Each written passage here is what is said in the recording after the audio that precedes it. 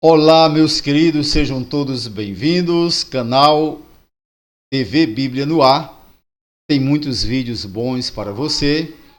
E hoje eu quero trazer um tema importantíssimo. Desde já, convido você a assistir o vídeo até o final, porque do contrário você não vai entender a mensagem do vídeo. Bom, então hoje eu vou trazer um tema importantíssimo que eu pesquisei aí na internet e encontrei pouca gente falando sobre esse assunto. Então, vamos em frente para que possamos fazer você entender o que quero trazer para você hoje. Eu coloquei assim: o Deus da Bíblia mudou a história da humanidade. E coloquei Deus é amor. Veja só, eu estudo bastante. Sou uma pessoa, quem me conhece aqui na minha comunidade sabe que eu sou estudioso, gosto de estudar. Eu estudo não como uma obrigação, mas estudo como um lazer, como um prazer. E desde 2004, quando me aposentei, que eu não cesso, né, de aprender, de estudar, de pesquisar. Tenho muito material aqui, muito mesmo. E eu estudei sobre todas as mitologias mais, aquelas que são mais eminentes, e percebi algo muito diferente entre aqueles deuses e o Deus da Bíblia. E é por isso que eu trago esse tema hoje para você. Desde já, quero pedir a você que fique assistindo o vídeo até o final, porque do contrário pode ser que você não entenda. E chegando ao final, se você gostar do vídeo, faça assim. Dê o seu gostei. Se não gostar, faça assim. Diga que não gostou. Comente, compartilhe, divulgue. Isso é muito importante para o canal. Bom? Então, quero ir logo imediatamente ao assunto. Vamos dar uma passeada aí pelas mitologias. Eu conheço muitas e elenquei aqui algumas. E vou mostrar para você a diferença que existe entre aqueles deuses, aquelas mitologias e o Deus da Bíblia, certo? E quero mostrar algo bastante interessante, porque tem muitas pessoas que navegam para um lado, para outro, mas não mostram o essencial. Eu vou mostrar a diferença essencial, tá bom? Eu começo pela mitologia grega. As histórias de Zeus e Atena, Dédalo e Ícaro, Apolo e Dáfne, Teseu e Minotauro, Perseu e Medusa e muitos outros dos deuses do panteão grego trazem ira, violência, injustiças, depravação sexual e moral, né, claro, e pouquíssimo espaço para o amor entre os deuses, entre eles próprios, né, os deuses e os seus seguidores, e também o amor entre os seguidores desses deuses, o amor ao próximo. Então, eu estudei essas mitologias, principalmente a mitologia grega, me aprofundei bastante e vejo que há pouco espaço para o amor. Porém, eu pretendo mostrar para você aqui que não somente na mitologia grega, mas há outras mitologias que também são complicadíssimas, tá bom? Então vamos em frente para a gente começar a trazer algumas mitologias que talvez você até nem conheça, talvez seja até um estudioso, mas não se atenha a esses detalhes. Eu vou trazer para você. Vamos agora para a mitologia nórdica. A mitologia nórdica, aí eu poderia citar aqui Odin, né? O pai de todos os deuses e rei dos deuses lá da mitologia nórdica. Coloquei aí até 2 corvos, né? Os corvos de Odin, que é um símbolo da mitologia nórdica. E ali tem o Thor também, o deus do trovão e dos raios, né? E Loki, né? O deus trapaceiro, e por aí vai. Então, quando você estuda essa mitologia nórdica, você vai ver que há uma, vamos dizer na linguagem nordestina, há uma bagaceira, é um problemão, certo? Então, há muita confusão nisso aí. E quando você analisa tudo, e com bastante cuidado e critério percebe que não há norte, né? Nos deuses da mitologia nórdica não há lógica. E eu ainda coloquei assim, para minha consternação, né? Estou falando sobre mim. Dizem ainda que o primeiro homem e a primeira mulher, ou seja, é a mitologia nórdica que diz isso, teriam caído da axila de um gigante de gelo. Ou, em uma versão diferente, teriam surgido quando uma vaca gigante lambeu o gelo. São coisas mirabolantes e realmente não cabe num bom senso, né, de qualquer pessoa. Vamos em frente para a gente entender isso. A mitologia egípcia. Aí é que complica. O deus Ra, né, que é o deus Sol deles, né, o Ra faz parte daquela trindade, né, da mitologia egípcia, que é o deus Sol, o Osíris, o deus dos mortos e da ressurreição, Ísis, a deusa da magia e da maternidade, e assim por diante. Aí vem Horus, o deus do céu e dos faraós, e Anubis, o deus da mumificação, e outros. São muitos deuses.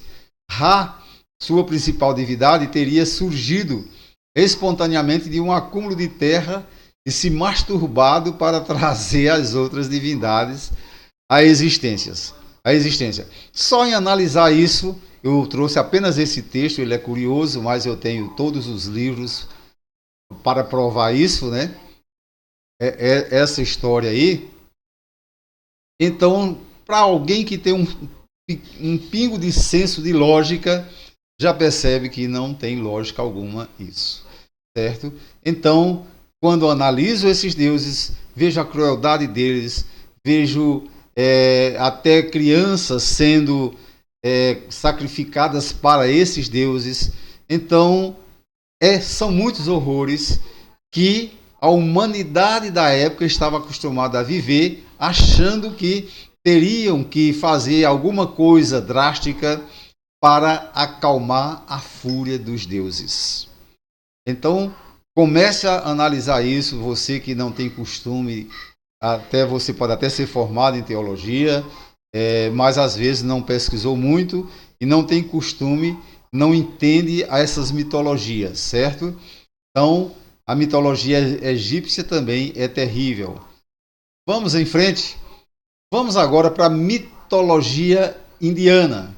Eu selecionei apenas algumas, é claro, eu tenho muitos livros aqui sobre mitologia, mas só para você ter uma ideia. Então, a trindade indiana é Brahma, né, o criador, Vishnu, o preservador, e Shiva, o destruidor. E vem outros deuses como Lakshmi, Saraswati, eu sou meio ruim nessa pronúncia, mas é por aí, Ganesha, né, etc. É longa a mitologia, é grande. A mitologia indiana, ainda mais estranha e perturbadora, com deusas da morte dançando sobre crânios humanos e com um ciclo inexorável da criação e destruição sem escapatória. Ou seja, é algo drástico, é algo que as pessoas que eram adeptas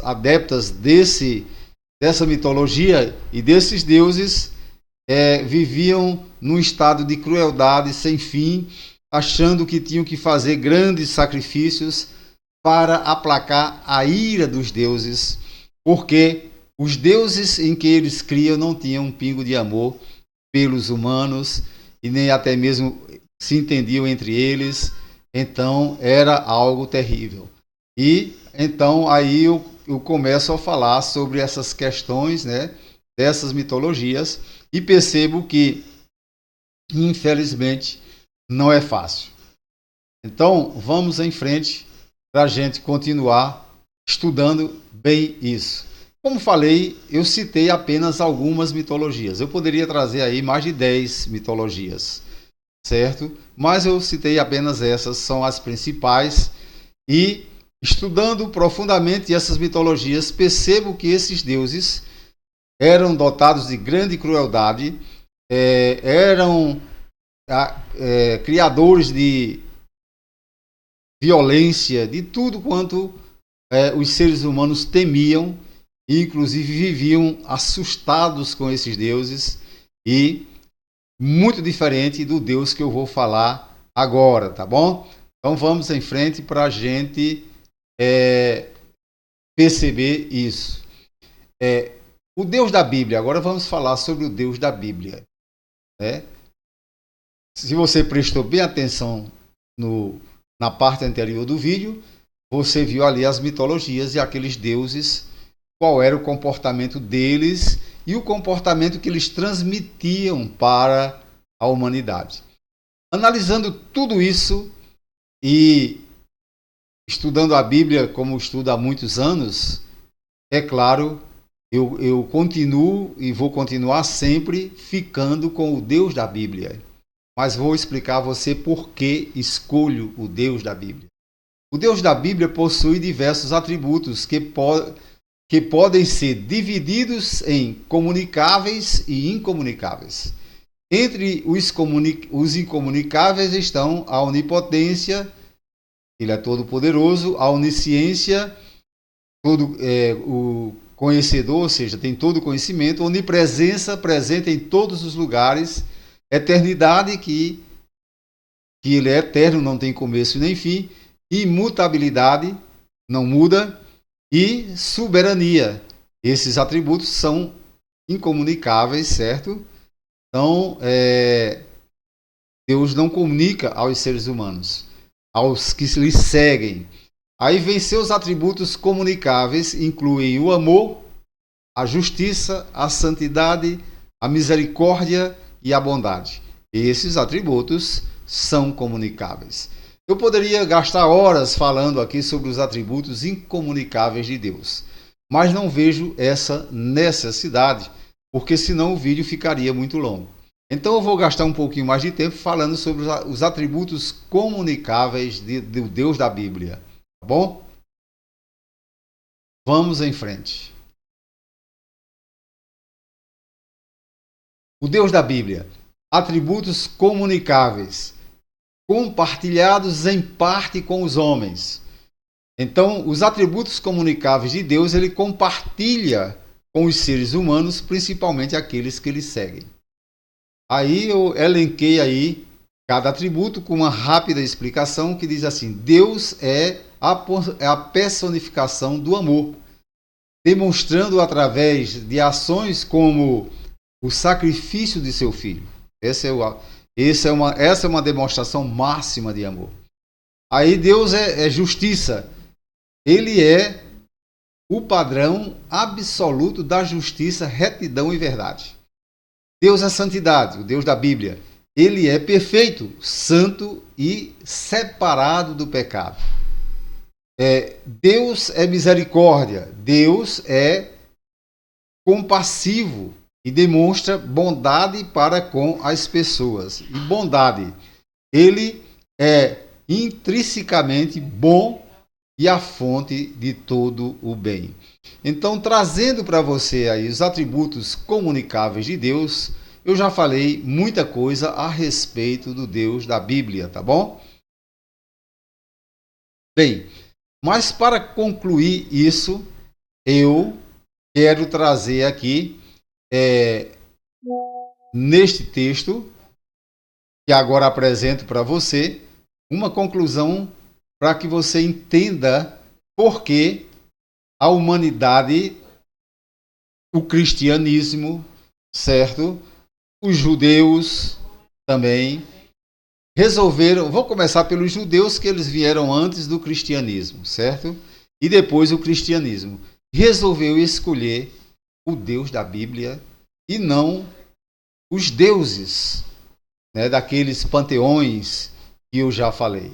Está muito claro que escolher o Deus da Bíblia é uma questão de bom senso, de lógica, de inteligência. Então, eu vou trazer apenas 2 textos para você que está aí na tela. Primeiro, João 3,16, que diz assim: porque Deus amou o mundo de tal maneira que deu o seu Filho unigênito, para que todo aquele que nele crê não pereça, mas tenha a vida eterna. João 3,16. Certo? E depois, na epístola de João, né? A primeira epístola, capítulo 4, verso 8, que diz: quem não ama não conhece a Deus, porque Deus é amor. Então, Deus é amor. Aí está a máxima, na verdade, do Deus da Bíblia. Ele é amor. É por isso que qualquer ser humano inteligente, ele vai escolher o Deus da Bíblia. Certo? O Deus da Bíblia. Há aqueles que dizem: eu prefiro não escolher Deus nenhum, nem os deuses do panteão, dos panteões, né? E já foi dito aí por você, pastor, nem esse Deus da Bíblia. Eu prefiro ser ateu. Problema seu. Não tem problema nenhum que você seja ateu. Nem Deus lhe obriga a crer nele. Certo? Porém, fique certo que é um caminho árido. Porém, o Deus da Bíblia transmite para o nosso interior, transmite para a nossa mente esperança, transmite para a nossa mente vigor espiritual, transmite para o nosso ser força, razão de existir.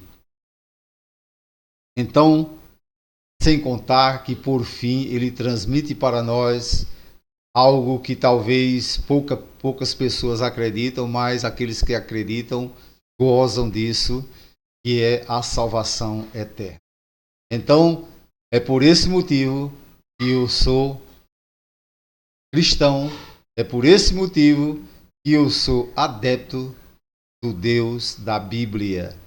Bom, então, espero que você tenha gostado do vídeo e se você gostou, faça assim. Se não gostou, faça assim. Eu não estou aqui buscando nem monetização, nem estou buscando aqui aprovação pelos homens.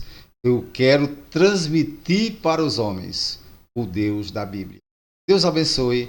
Até a próxima.